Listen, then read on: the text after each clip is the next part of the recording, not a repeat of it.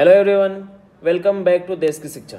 My name is Asif and I am here to teach you chemistry. ठीक है, तो आज के लेक्चर में हम बात करने वाले हैं डिग्री ऑफ अनसैचुरेशन के बारे में, जिसको डबल बॉन्ड इक्विवेलेंट भी बोलते हैं। एंड इसका दूसरा नाम डबल बॉन्ड इक्विवेलेंट के बाद है ना हाइड्रोजन डेफिशिएंसी इंडेक्स भी बोलते हैं, हाइड्रोजन डेफिशिएंसी इंडेक्स भी बोलते हैं। तो इन प्रीवियस लेक्चर नंबर 2 में हमने बात किया था कि रिप्रेजेंटेशन ऑफ ऑर्गेनिक कंपाउंड। ठीक है, दूसरा हमने बात किया था हाइब्रिडेशन के बारे में कि हाइब्रिडेशन बोले तो कहीं ना कहीं कार्बन की क्या हाइब्रिडेशन होती है। एंड थर्ड में हमने बात किया था क्लासिफिकेशन ऑफ ऑर्गेनिक कंपाउंड में। हम सीरियल वाइज हम कंप्लीट करते जा रहे हैं। तो फर्स्ट लेक्चर में हमने कंपाउंड्स को क्लासिफाई किया कि कंपाउंड इनऑर्गेनिक ऑर्गेनिक होते हैं। फिर सेकंड में हमने बात किया कि रिप्रेजेंटेशन ऑर्गेनिक कंपाउंड होते हैं तो उसको रिप्रेजेंट कैसे कर सकते हैं। ठीक है, एंड थर्ड में हाइब्रिडेशन बात किया एंड क्लासिफिकेशन। लास्ट में हमने क्या बात किया, क्लासिफिकेशन। अच्छा, ऑर्गेनिक कंपाउंड होते हैं तो उसके क्लासिफिकेशन भी होते हैं। तो हाँ, एकदम क्लासिफिकेशन होते हैं, एरोमेटिक, नॉन एरोमेटिक होते हैं, एलिसाइक्लिक, साइक्लिक होते हैं, क्लोज चेन होते हैं, ओपन चेन होते हैं, एलिफेटिक कंपाउंड होते हैं। इसके बारे में हमने बात किया था। तो जो भी नहीं देखे हैं ये पहले दूसरा लेक्चर देखिए, फिर इसके बाद थर्ड लेक्चर लिखिए, आपको ज़्यादा अच्छे से समझ में आएगा। ठीक है, अब हम बात करते हैं डिग्री ऑफ अनसैचुरेशन के बारे में, क्योंकि इस लेक्चर में हम बॉन्ड लाइन नोटेशन के बारे में भी बात करेंगे। तो बॉन्ड लाइन नोटेशन कैसे लिखते हैं, रिप्रेजेंट कैसे करते हैं कंपाउंड को। तो अगर आपको रिप्रेजेंट करना ही नहीं आएगा, ऑर्गेनिक कंपाउंड को रिप्रेजेंट करना ही नहीं आएगा, तो फिर आप डबल बॉन्ड इक्विवेलेंट या IUPAC नोमेनक्लेचर जो हम करेंगे, जो आगे हम नेमिंग करने वाले हैं, वो आपको अच्छे से समझ में नहीं आएगा। तो इसलिए प्लीज़ है ना, आप पहले बॉन्ड लाइन नोटेशन के बारे में अच्छे से जान जाइए, फिर उसके बाद ये वाले अच्छे से लेक्चर देखिए। ठीक है, चलो अब हम बात करते हैं डिग्री ऑफ अनसैचुरेशन। तो अनसैचुरेशन का नाम सुनते ही कहीं ना कहीं आपको समझ में आ रहा हो कि सर सैचुरेटेड एंड एक अनसैचुरेटेड कंपाउंड होते हैं, है ना। हमने 10th में पढ़े हैं कि हाइड्रोकार्बन क्या होते हैं कि 2 टाइप्स के, सैचुरेटेड एंड दूसरा क्या होता है unsaturated hydrocarbon. Saturated and unsaturated hydrocarbon. तो सैचुरेटेड हाइड्रोकार्बन बोले तो कहीं ना कहीं कार्बन एंड कार्बन के बीच में क्या होते हैं, सिंगल बॉन्ड होते हैं। कार्बन एंड कार्बन के बीच में सिंगल बॉन्ड होते हैं। अनसैचुरेटेड में क्या होता है, कार्बन एंड कार्बन के बीच में डबल बॉन्ड होते हैं। ठीक है, एंड कार्बन एंड कार्बन के बीच में ट्रिपल बॉन्ड होते हैं, तो उसको क्या बोलते हैं, अनसैचुरेटेड हाइड्रोकार्बन बोलते हैं। ठीक है, चलो अब देखो यहाँ पे क्या है, डिग्री ऑफ अनसैचुरेशन या फिर डबल बॉन्ड इक्विवेलेंट भी इसको बोलते हैं। डिग्री ऑफ अनसैचुरेशन जिसको DU बोलते हैं, है ना, दिल्ली यूनिवर्सिटी नहीं, DU, degree of unsaturation. Double bond equivalent, और इसको बोलते हैं हाइड्रोजन डेफिशिएंसी इंडेक्स भी बोलते हैं। तीनों ही एक चीज है, तीनों ही एक ही है। The hydrogen deficiency index, degree of unsaturation and double bond equivalent, तीनों ही एक चीज। अब सुनो क्या कि मोलिकुलर फॉर्मूला हम ले लेते हैं यहाँ पे क्या, C3H6। क्या, C3H6। अब देखो C3H6 कहीं ना कहीं C3H6 से आपको क्या पता चल रहा है, सर ये डबल बॉन्ड यहाँ पे क्या है आपका, डबल बॉन्ड तो प्रेजेंट है, बोले तो ये एल्कीन कंपाउंड है। क्या है ये आपका, एल्कीन कंपाउंड है। अब इस एल्कीन कंपाउंड को देखेंगे तो कहीं ना कहीं इसका नाम भी आपको पता होगा, प्रोपीन नेम है। क्या है, प्रोपीन नेम है। हम एग्जाम्पल से बात करते हैं डिग्री ऑफ अनसैचुरेशन होते क्या है। अब जैसे प्रोपीन है, तो प्रोपीन में इसका मतलब है कि इसका मोलिकुलर फॉर्मूला आपका C3H6 दिया हुआ है। स्ट्रक्चर फॉर्मूला तो हम बना ही सकते हैं सर, है ना, एकदम बना सकते हैं, आराम से यहाँ से बनाइए स्ट्रक्चर फॉर्मूला। ये हो गया आपका स्ट्रक्चर फॉर्मूला, जिसको बोलते हैं कंप्लीट स्ट्रक्चर फॉर्मूला बोलते हैं। ठीक है, अब रही बात यहाँ पे देखो, जब इसको देखेंगे C3H6, अब देखो इसको आपने ऐसे बना दिया, ओपन चेन से बना दिया, लेकिन हम बोल रहे हैं कि नहीं, इसको हम ओपन चेन से नहीं, हम रिप्रेजेंटेशन पढ़ चुके हैं, हम types of classification of organic compound पढ़ चुके हैं। तो हम इसको नहीं ऐसे नहीं बना के हम ये इस तरह से बना दें, है ना। ये ट्रायंगल नहीं है, ये आपका क्या है, साइक्लोप्रोपेन है, साइक्लोएल्केन है, जिसमें आपके पास यहाँ पे क्या है, 3 कार्बन है एंड 2 हाइड्रोजन है। जैसे मान लो यहाँ पे कार्बन है, यहाँ पे कार्बन है और यहाँ पे कार्बन है, हाइड्रोजन है, ये हाइड्रोजन है आपका, ये हाइड्रोजन है, ये आपका हाइड्रोजन है और यहाँ पे हाइड्रोजन। तो देखो यहाँ पे इसके भी मोलिकुलर फॉर्मूला क्या है, C3H6 है, C3H6 है। अब देखो C3H6 ये क्लोज चेन हो गया अब तो, ठीक है, ये आपका ओपन चेन है। ठीक है, लेकिन दोनों में डिफरेंसेस क्या है, इसका नेम है साइक्लोप्रोपेन। टेंशन मत लीजिए, ये इसके नेमिंग हम आगे करने वाले हैं लेक्चर में। इसका नेम है क्या, प्रोपीन। इसका नेम क्या है, प्रोपीन है, और इसका नाम क्या है, साइक्लोप्रोपेन। अब प्रोपीन एंड प्रोपेन दोनों में डिफरेंसेस है क्या, ये आपका अनसैचुरेटेड है, इसमें डबल बॉन्ड प्रेजेंट है और इसमें डबल बॉन्ड नहीं है, ये एल्केन है।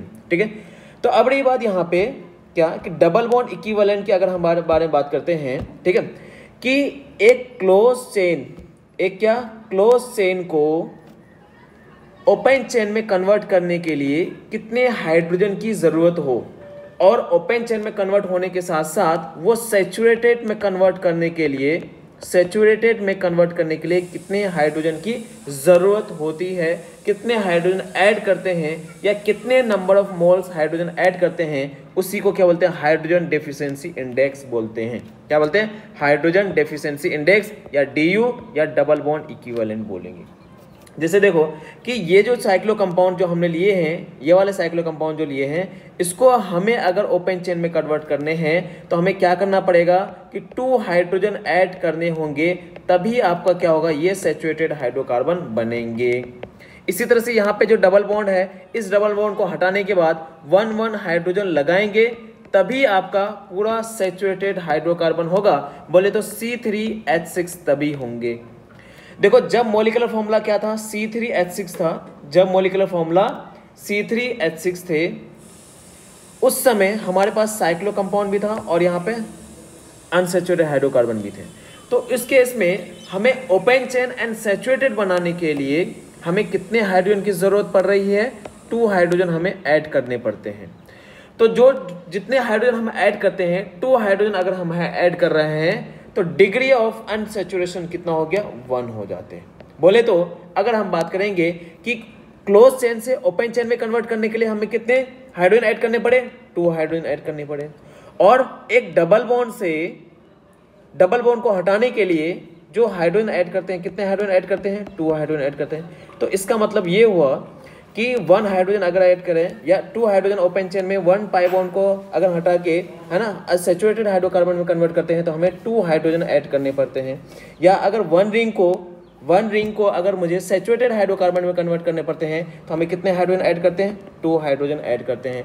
तो इसका मतलब हुआ कि 1 ring equals to 1 pi bond, आराम से बोल सकते हैं 1 ring equals to 1 pi bond.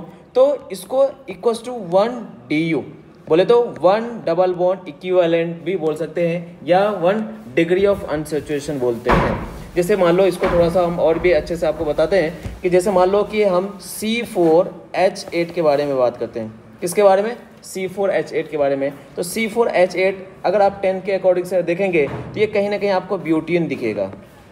ये क्या आपका ब्यूटेन है। सर इसका स्ट्रक्चर बना सकते हैं, एकदम स्ट्रक्चर बना सकते हैं, स्ट्रक्चर बना लीजिए। तो ये हाइड्रोजन हो गया, ये आपका हाइड्रोजन हो गया, यहाँ पे एक हाइड्रोजन है, उसके बाद हाइड्रोजन है ना। तो ये इस तरह से आप यहाँ पे स्ट्रक्चर बना सकते हैं।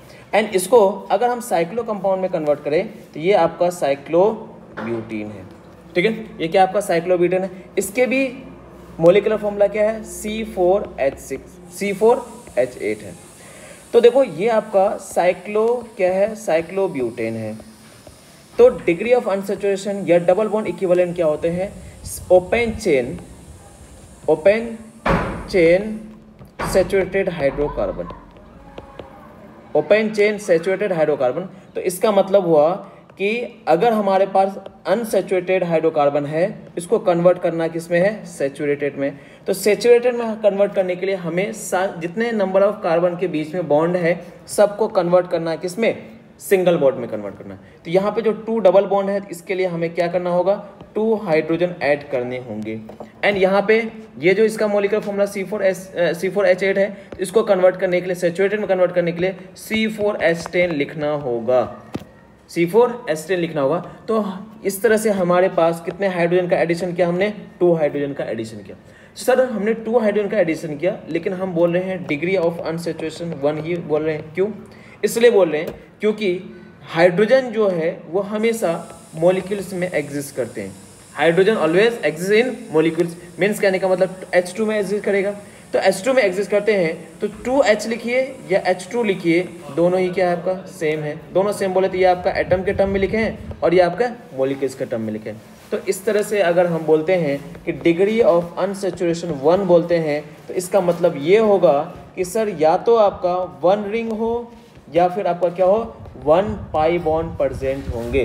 तो 1 डिग्री ऑफ सैचुरेशन बोलेंगे, degree of unsaturation equals to 1, तो 1 रिंग हो सकता है या फिर 1 पाई बॉन्ड हो सकते हैं। इसी तरह से अगर हम बात करेंगे डिग्री ऑफ अनसैचुरेशन अगर 2 है, इसका मतलब क्या हो सकता है कि 2 रिंग हो जाए, क्या हो जाए आपका 2 रिंग हो जाए, या नहीं तो 2 पाई बॉन्ड हो जाए, या नहीं सर क्या हो जाए 1 रिंग हो एंड 1 पाई। ये 3 केसेस पॉसिबल हैं, ठीक है। तो फिलहाल तो हम यहाँ पे पहले हम डेफिनेशन देखते हैं, फिर उसके बारे आगे में बात करते हैं, ठीक है। चलो तो डेफिनेशन देखिए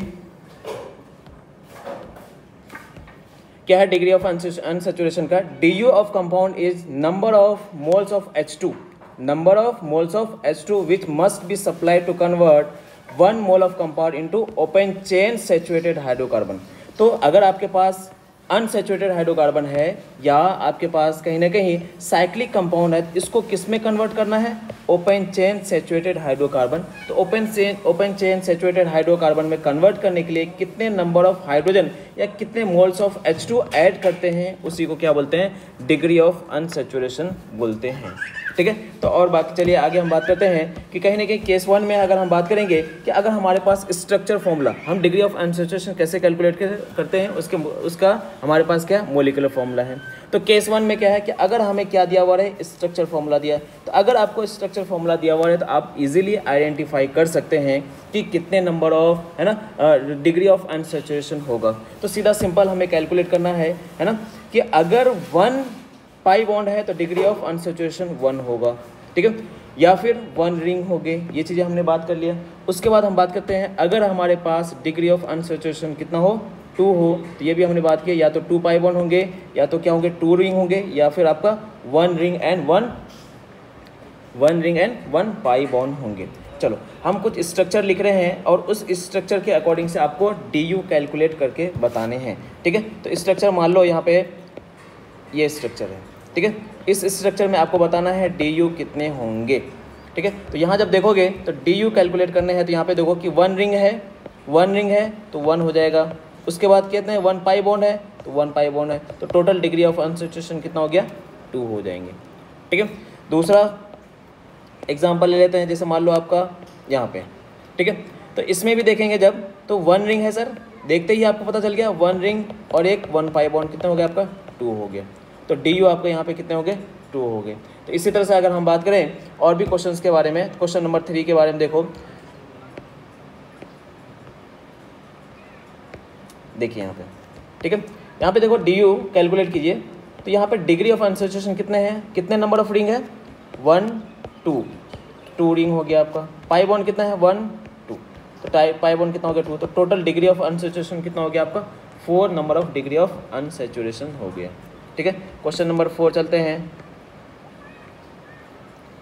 ये क्या है, देखो बेंजीन, ठीक है। तो बेंजीन है तो देखो कितने number, total number of pi bond है, 3 नंबर ऑफ पाई बॉन्ड है और एक रिंग है, तो कितना हो गया आपका डिग्री ऑफ अनसैचुरेशन, 4 हो गया, ठीक है। और भी क्वेश्चन देखिए, क्वेश्चन नंबर 5, देखो ये बॉन्ड लाइन नोटेशन है ना। बॉन्ड लाइन नोटेशन नहीं आएंगे तो फिर आपको, है ना, कंपाउंड जो है आइडेंटिफाई करना मुश्किल हो जाएगा, इसलिए बॉन्ड लाइन नोटेशन बहुत ही इम्पॉर्टेंट है, तो इसको समझना, क्योंकि ये कंपाउंड को लिखने के लिए इजी वे में बॉन्ड लाइन नोटेशन हेल्प करता है। तो यहाँ पे देखो कितने पाई बॉन्ड है, 1 2 3 नंबर ऑफ पाई बॉन्ड है और रिंग कितने हैं, 1 रिंग है, तो टोटल कितने हो गया डिग्री ऑफ अनसैचुरेशन, 4 हो गया, ठीक है। तो इस तरह से आप यहाँ पे कैलकुलेट कर सकते हैं। अगर आपको क्या दिया हुआ रहे, स्ट्रक्चर फॉर्मूला दिया हुआ रहे, है ना, सीधा आपको करना क्या है, DU equals to number of ring plus number of pi bond, ring plus pi bond करने हैं और आराम से, है ना, डिग्री ऑफ अनसैचुरेशन कैलकुलेट करने हैं। किसी भी रिंग का या किसी भी स्ट्रक्चर का आप आराम से डिग्री ऑफ अनसैचुरेशन कैलकुलेट कर सकते हैं।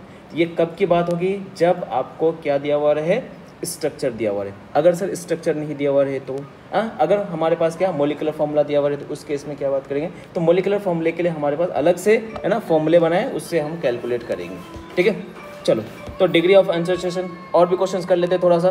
कितने नंबर क्वेश्चन किए थे, 5 हो गए। 6 नंबर क्वेश्चन के आंसर आप बताएंगे।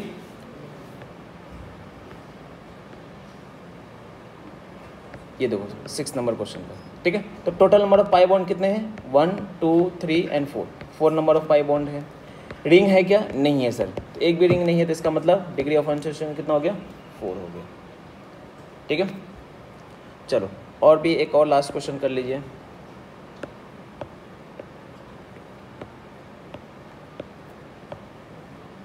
ठीक है, ये देखो, इसके आंसर बताइए कितने हैं। पाई बॉन्ड है, ये पाई बॉन्ड है, ये पाई बॉन्ड है और ये पाई बॉन्ड है। तो टोटल पाई बॉन्ड कितने हो गए 4। रिंग कितने हैं आपका 1, तो 4 + 1 कितना हो गया आपका 5। तो डिग्री ऑफ अनसैचुरेशन बोल लीजिए या फिर आप डबल बॉन्ड इक्विवेलेंट बोल लीजिए, है ना। ये कितने हैं आपके 5 हो गए।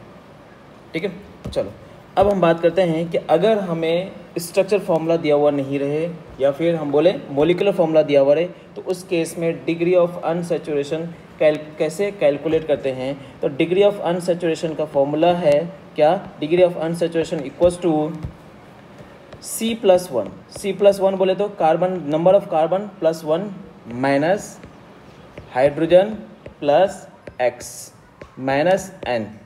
X बोले तो हेलोजन, N बोले तो नाइट्रोजन और या हाइड्रोजन, H बोले तो हाइड्रोजन। तो हाइड्रोजन एंड हेलोजन को क्या करना है, ऐड करने हैं, सम करने हैं। Number of hydrogen and number of halogen जितने भी है उसको ऐड करने हैं और नाइट्रोजन को क्या करने हैं, सब्ट्रैक्ट करने हैं। उनमें से नाइट्रोजन N4 नेगेटिव है तो सीधा हमें माइनस कर लेना है, तो बाई 2 कर लें। तो जब हमें ये कब यूज़ करने हैं, जब हमें मॉलिक्यूलर फॉर्मूला दिया हुआ हो, उस केस में हमें कैलकुलेट करना है डिग्री ऑफ अनसैचुरेशन। तो ये वाले फॉर्मूले को यूज़ करना है। ठीक है, एंड उसके साथ साथ अगर हमारे पास सर मॉलिक्यूलर फॉर्मूला में अगर ऑक्सीजन आ जाए और सल्फर आ जाए, तो उस केस में हमें ऑक्सीजन एंड सल्फर अगर आ जाते हैं तो उसके इग्नोर करने हैं, है ना, नेग्लेक्ट करने हैं कि ऑक्सीजन एंड सल्फर को हमें काउंट नहीं करने हैं। सीधा हमें देखने क्या है, कार्बन देखने हैं, हाइड्रोजन देखने हैं, हेलोजन देखने हैं, नाइट्रोजन देखने हैं, बस और कुछ नहीं देखें। हेलोजन में क्या हो सकते हैं आपके, फ्लोरीन हो सकते हैं, क्लोरीन हो सकते हैं, ब्रोमीन हो सकते हैं और आयोडीन हो सकते हैं। ठीक है, चलो इसके ऊपर हम कुछ क्वेश्चंस करते हैं कि डिग्री ऑफ अनसैचुरेशन कैलकुलेट अगर हमारे पास मॉलिक्यूलर फॉर्मूला दिया हुआ हो तो। ठीक है, चलो तो एग्जाम्पल नंबर 1 C4H6 दिया हुआ है। तो क्या दिया हुआ, C4H6 दिया हुआ है। इसका हमें क्या कैलकुलेट करना है, डिग्री ऑफ अनसैचुरेशन कैलकुलेट करना है। ठीक है, तो क्या करना है, फॉर्मूला क्या है, C+1 number of carbon +1 minus number of hydrogen plus number of halogen minus nitrogen. तो C4H6 में हमें यहाँ पे ओनली कार्बन एंड हाइड्रोजन दिए हुए हैं। तो कार्बन कितने हैं 4, तो 4 + 1 हो गया आपका, माइनस हाइड्रोजन कितना दिया हुआ आपका 6, तो 6 हेलोजन है क्या, नहीं है, नाइट्रोजन है क्या, नहीं है, बाई 2 कर देने हैं। तो 4 + 1 कितना हो गया आपका 5 हो गया, माइनस 6/2 कितना हो गया 3, तो 5 - 3 कितना हो गया आपका ये 2 हो गया। तो DU बोले तो डिग्री ऑफ अनसैचुरेशन कितना हो गया 2 हो गया। ठीक है, जैसे मान लो कि 2 बोले तो कितना हाइड्रोजन, 2 × 2 बोले तो 4 हाइड्रोजन हो गया आपका। ठीक है, तो C4H6 में अगर 4 हाइड्रोजन ऐड कर देते हैं, C4H6 में 4 हाइड्रोजन अगर ऐड कर देते हैं तो क्या होगा C4H10। तो C4H10 आपका क्या हो गया, ये ब्यूटेन हो गया। तो ब्यूटेन क्या है आपका, ब्यूटेन क्या है आपका, सैचुरेटेड हाइड्रोकार्बन, और वो कौन सा, ओपन चेन वाले। ठीक है, तो इस तरह से आप यहाँ पे कैलकुलेट करेंगे।